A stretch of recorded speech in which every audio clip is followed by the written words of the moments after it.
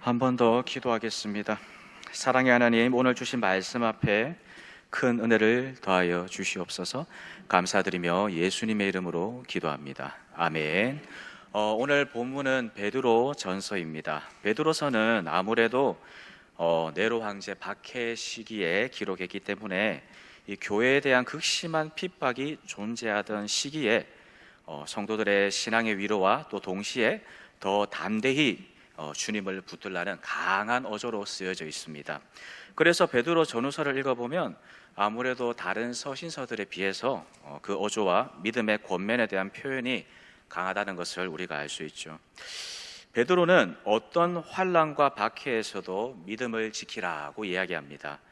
성도의 믿음은 사실 환난이 오면 그 믿음이 진짜인지 가짜인지 드러나게 됩니다.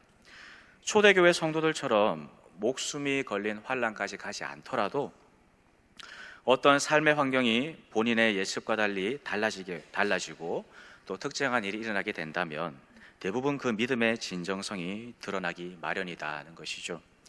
그래서 중요한 것은 평소에 우리가 어떤 태도로 우리의 신앙을 지키는지가 시험과 환난 앞에서 흔들리지 아니하는데 핵심적인 것인 줄 믿습니다. 이 시간 우리의 정체성을 말씀드리고 있는 겁니다. 성도는 그리스도인이라고 부릅니다. 한국어로 기독교인이죠. 그리스도는 기름 부음 받은 자를 뜻하는 표현입니다. 구약에서 같은 말로는 메시아입니다. 성경 인물 중 대표적으로 기름 부음 받은 자가 우리가 다윗으로 알고 있습니다. 다윗은 사무엘에게 기름 부음을 받으면서 이스라엘의 왕으로 구별되어지는 삶으로, 그리고 연단의 좁은 길로 나아가게 됩니다. 그리고 이어서 결국 이스라엘의 전성기의 토대를 쌓는 역할을 감당하며 장차 오실 예수님의 예표적 인물로 세워지게 됩니다. 우리도 역시 그리스도인, 즉 기름 부음 받은 자라는 것이죠. 기름 부음 받았다는 것은 성경적인 의미로 결국 세상에서 구별되었다는 것입니다.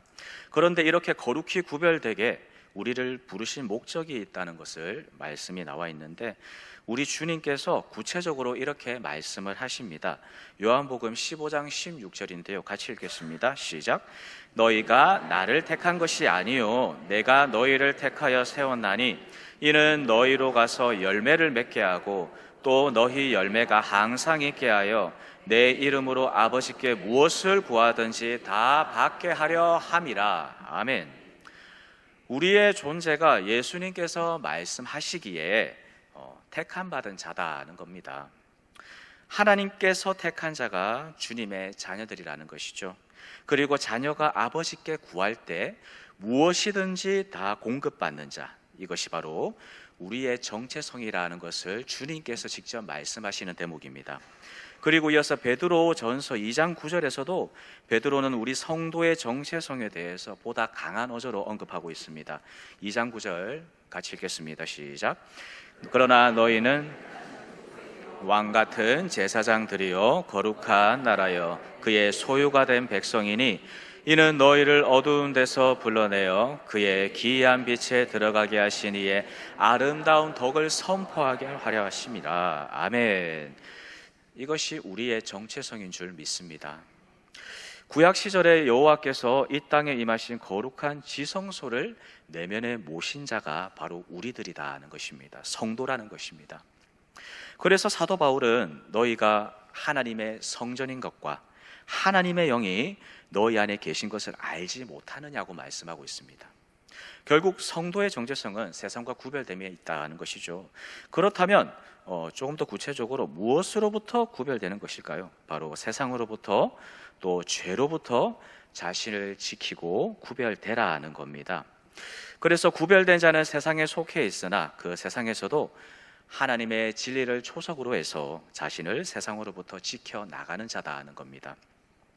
어느 정도 능동성이 필요하다는 것이죠. 세상을 바라보는 성공관, 인생관, 그리고 우리를 둘러싼 세속적인 어떤 모든 영역이 하나님의 말씀과 또 성령님의 감화를 통해 다시 새롭게 세워져 가는 자가 복된 자이고 또 이런 자가 온전히 자신을 지킬 수 있는 자다는 겁니다. 그래서 장성한 자는 결국 믿음이 큰 자가 단단한 음식을 먹듯이 선악을 분별할 수 있게 된다는 것이죠. 성숙해야, 믿음이 자라야 더 자신을 잘 지켜 나갈 수 있게 된다는 것입니다. 바라옵기는 오늘 주신 말씀을 통해서 우리 모두가 더 성도의 정체성을 회복하며 빛을 발해서 주님이 기뻐하시는 거룩한 신부로 한 걸음 한 걸음 단장되어가는 여기 계신 우리 모두가 되시길 주님의 이름으로 축복합니다. 첫 번째로 성도의 본질은 제가 다시 한번 강조하지만 구별됨에 있습니다. 본문 14에서 15절인데요. 제가 읽겠습니다. 너희가 순종하는 자식처럼 전에 알지 못할 때에 따르던 너희 사욕을 본받지 말고 오직 너희를 부르신 거룩한 이처럼 너희도 모든 행실에 거룩한 자가 되라고만 나와 있습니다. 구별된다는 것은 이렇듯 하나님의 말씀 안에서 스스로를 세상의 기준과 흐름에서 지켜낸다는 것이죠. 선이 있다는 겁니다. 그리고 그 기준은 하나님의 말씀이라는 거죠. 구약 시절 하나님께서는 모세를 통해 이스라엘을 이끌어내셔서 구별되게 준비시키십니다. 내가 거룩하니 너희도 거룩하라는 말씀을 계속해서 백성들에게 가르쳐 주시죠. 여기서 쓰여진 히브리어는, 거룩하다의 히브리어 표현은 카도시라는 단어입니다. 이 단어를 처음에는 하나님의 그런 거룩하신 본성을 나타낼 때 사용되었지만 점차적으로 나중에는 언약의 관계에서 택함 받은 백성들에게도 이 카도시라는 단어가 쓰여지게 됩니다. 즉 구약의 이 카도시라는 용례의 확장이 의미하는 것은 하나님의 거룩한 본성이 언약의 관계를 통해 택한 백성에게도 확장되고 전이되었다는 의미다는 것이죠. 그리고 그 구별됨의 의미와 정신이 구약에서 끝나는 것이 아니라 신약에 들어와서도 그 의미가 계승되고 또 발전되면서 사도 바울은 성도들에게 마음의 할례를 행하라고 말씀합니다. 그만큼 하나님께서 율법을 수요하신 그 정신이 이 구별되어라는 그 의미가 계속해서 신약에서도 그리고 오늘날에서도 유효하다는 것이 중요하다는 것이죠. 오히려 그 기준이 구약 시절보다 더 높다는 겁니다. 왜냐하면 예수님께서는 실제로 행동한 것뿐만 아니라 생각으로도 짓는 죄도 죄라고 하셨기 때문에 그렇습니다. 그래서 오늘 본문에서도 사욕을 본받지 말고 모든 행실에 거룩한 자가 되라고 베드로가 말하고 있습니다. 거룩한 행실로 나아가기 위해서는 말씀 안에서 온전히 우리의 영육 간에 성령의 열매가 인격화되기 위해 믿음의 선한 싸움이 반드시 뒤따라야 됩니다. 그리고 끝없는 자기 부인과 나의 연약함을 십자가 앞에 직면하는 과정이 뒤따라야 된다는 것이죠.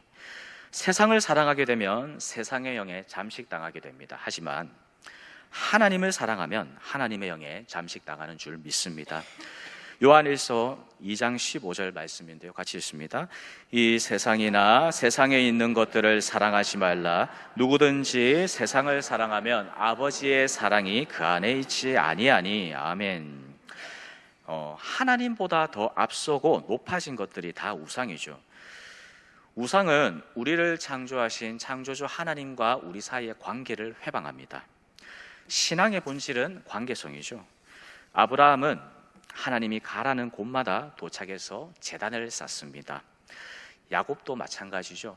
그리고 다니엘은 어떨까요? 다니엘은 왜 자기가 죽을 걸 알면서도 창문을 활짝 열고 하나님께 기도했을까요?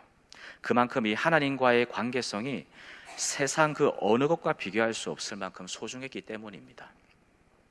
어떤 종교적인 형식이 필요할 때도 있겠지만 본질은 언제나 한 영혼과 하나님의 관계성입니다. 그런데 우상은 이런 주님과의 관계를 방해하죠.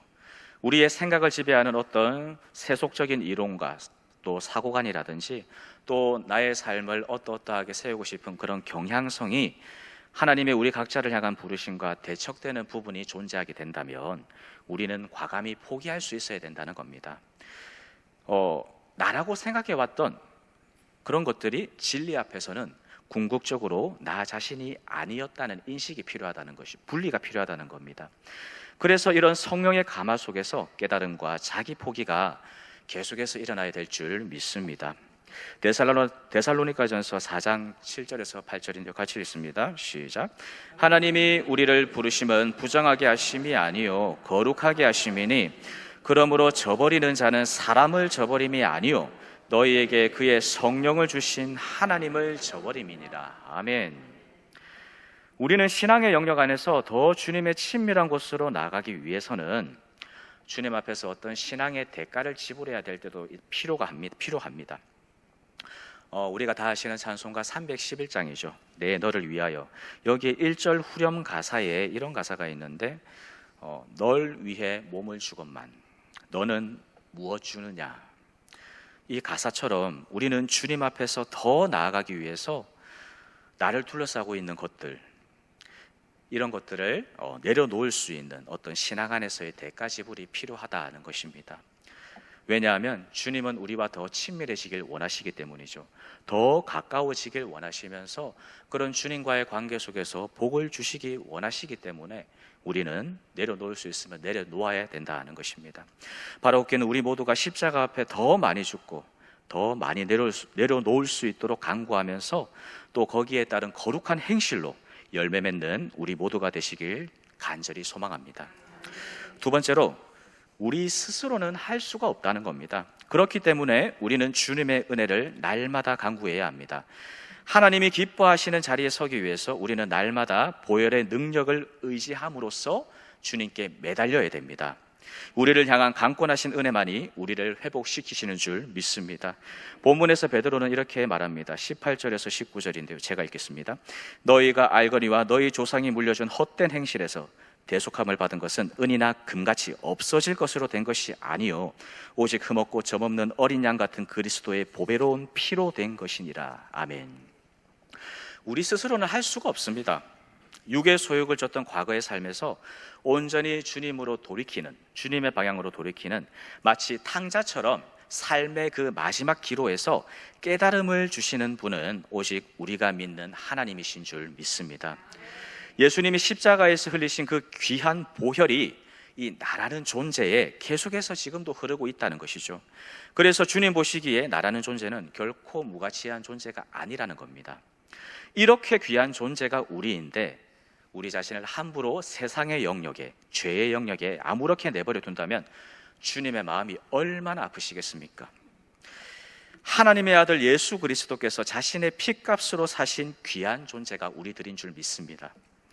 이 사실을 철저히 깨달은 사도 바울은 빌립보서에서 이렇게 고백하고 있습니다.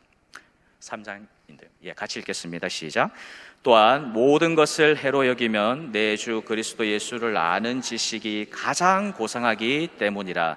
내가 그를 위하여 모든 것을 잃어버리고 배설물로 여김은 그리스도를 얻고 그 안에서 발견되려 함이니 내가 가진 의는 율법에서 난 것이 아니요 오직 그리스도를 믿음으로 말미암는 것이니 곧 믿음으로 하나님께로부터 난 의라. 아멘. 그래서 우리가 이런 사실을 온전히 인식하면 결코 허투루 삶을 살 수 없게 됩니다. 왜냐하면 그 보혈의 크신 은혜 속에서 그저 감격할 뿐이기 때문이죠. 이런 주님과의 사랑의 관계성 안에 거해야 우리가 열매를 많이 맺게 됩니다. 하지만 주님의 품을 떠나버리게 되면 죄의 권세 아래 고통할 뿐입니다. 나라는 존재의 근원이 항상 주님 안에 뿌리 내려 있다는 사실을 기억하는 우리 모두가 되시길 주님의 이름으로 축복합니다. 우리의 힘으로는 한계가 존재합니다. 하지만 우리는 우리와 함께 하시는 주님의 은혜와 또 주님의 도우심을 구할 수 있는 특권을 받게 되었다는 겁니다. 히브리서 기자는 이에 대해서 말하고 있는데요. 같이 읽습니다. 시작. 우리에게 있는 대제사장은 우리의 연약함을 동정하지 못하시리가 아니요 모든 일에 우리와 똑같이 시험을 받으신 이로되 죄는 없으시니라. 그러므로 우리는 긍휼하심을 받고 때를 따라 돕는 은혜를 얻기 위하여 은혜의 보좌 앞으로 담대히 나아갈 것이니라. 아멘. 내가 이길 수 있는 것이 아니라 우리가 간구할 때 주님께서 돕는 은혜를 통해 이기게 해 주시는 줄 믿습니다. 말씀을 정리하겠습니다.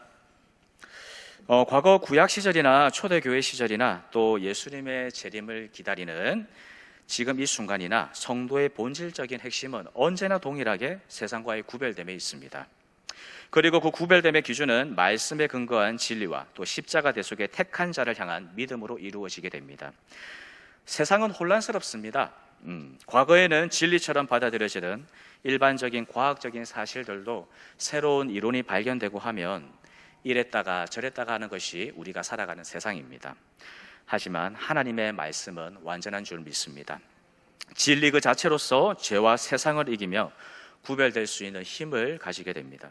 그리고 더 중요한 것은 우리는 이 땅의 삶이 다가 아니라는 겁니다.